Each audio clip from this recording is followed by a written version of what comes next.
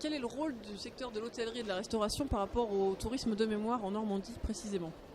Donc notre secteur accueille toutes les personnes qui viennent rendre visite.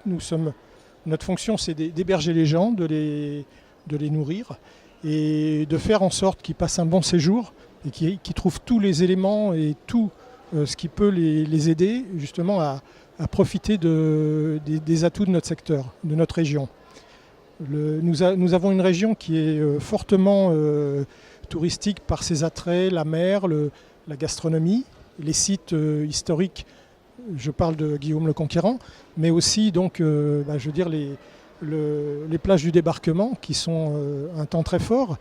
Et ça, je veux dire, c'est notre rôle aussi de faire découvrir ces sites, d'inciter les gens à aller plus loin dans leur visite et de rester un peu plus longtemps sur notre secteur. Et est-ce qu'il y a des choses en particulier qui sont mises en œuvre concernant le tourisme de mémoire? La clientèle n'est peut-être pas la même que d'un touriste classique qui vient profiter de la plage. C'est peut-être pas la même chose. Est-ce qu'on accueille les gens différemment? Oui, oui, on s'est aperçu que la clientèle qui vient pour le tourisme de mémoire, c'est une clientèle qui a quand même une recherche culturelle à la base, qui n'est pas fortement incitée à visiter les plages, profiter du soleil, mais je veux dire, ils recherchent plutôt le passé, l'histoire. C'est une très bonne clientèle pour nos établissements. Est-ce que là, à l'approche du 75e anniversaire du D-Day, il y a des choses qui se préparent en particulier? Est-ce que le secteur se mobilise ou se prépare un peu plus fort? Oui.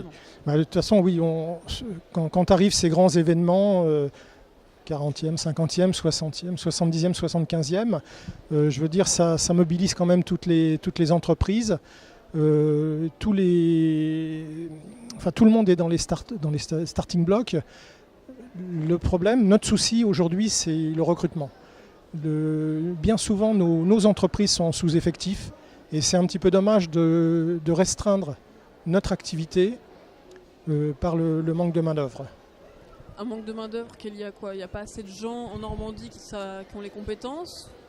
Globalement, les gens n'ont pas envie de travailler en restauration, en hôtellerie? Disons qu'il y a plusieurs facteurs. Il y a peut-être l'image de notre profession que justement nous essayons de changer. Peut-être que c'est peut-être au niveau de la formation, au niveau de l'information des jeunes dans les lycées, parce qu'il y a un attrait avec les émissions qu'on voit actuellement pour les métiers de la cuisine, mais ce qu'il faut, c'est prendre en compte les spécificités du métier.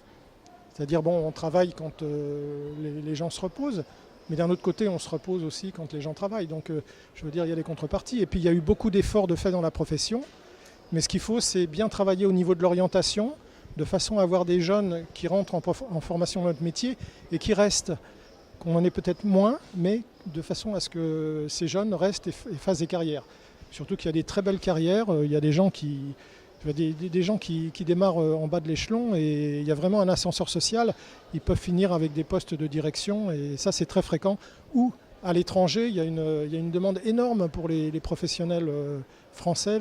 La qualité est vraiment reconnue universellement.